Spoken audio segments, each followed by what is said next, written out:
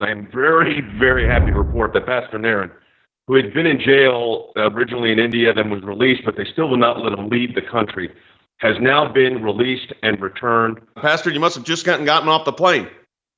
Yeah, I just got off the plane about an hour ago, Jay.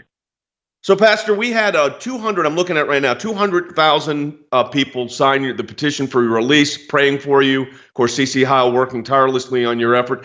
Explain to people what happened. I mean, you were over there doing mission work. October the 3rd, I left Nashville going to India on the way to Nepal. Went through the airport and customs 1 in the morning. It was during their festival, so there was very few people working there. Couldn't find customs agents.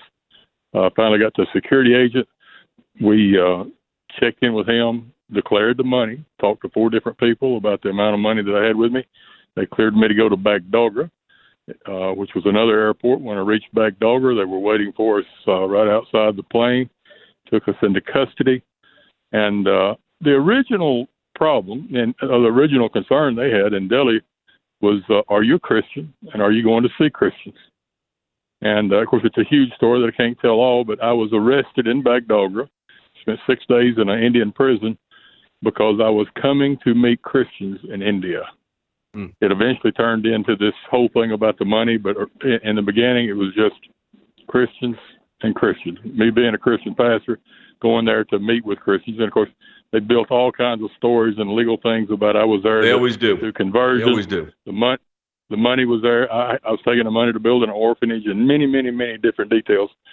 One of the customs guys made it simple to understand. He said, we've been ordered by the central government to crush Christianity, to stop you Americans from bringing money here, and to eliminate Christianity. I had been to court 5 times over 6 months and was supposed to be released to come home every time to bring up another charge or another twist.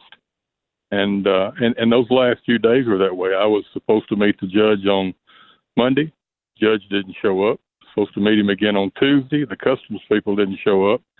And then on the 3rd day, finally they all came together and didn't have the right documents and had to go back to court on Friday.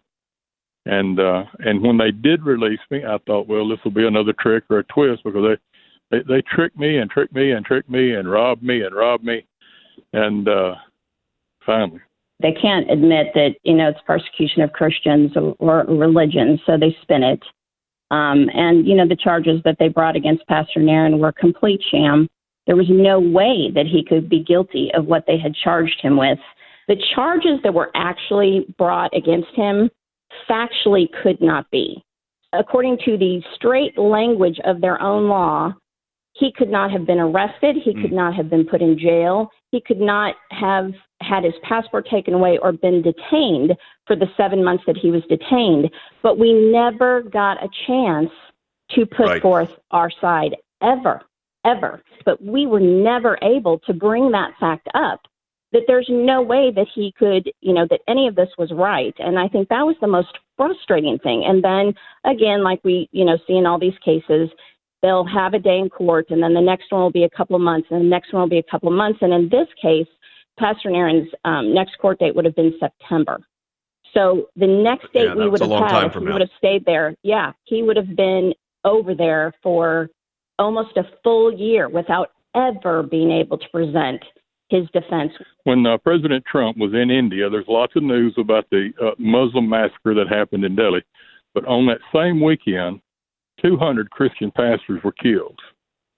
Hundreds and hundreds and hundreds of Christian pastors and their wives were taken out of their house, tied to a tree in the front yard while President Trump was there, and was beaten. They burned some of their houses and burned tons of their churches. But they're killing them. They're doing everything they can to drive them out of the country. It's a very, very hostile, very, very complicated place to be a Christian.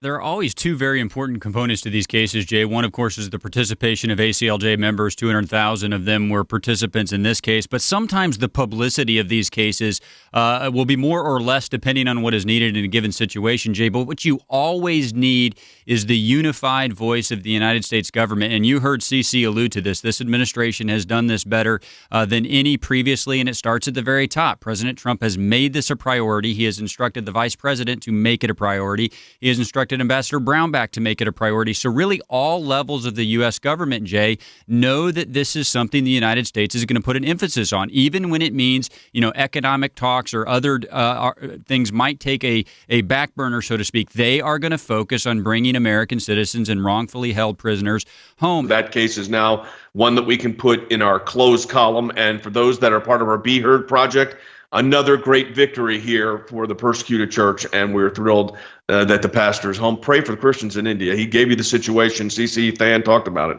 Very difficult over there right now.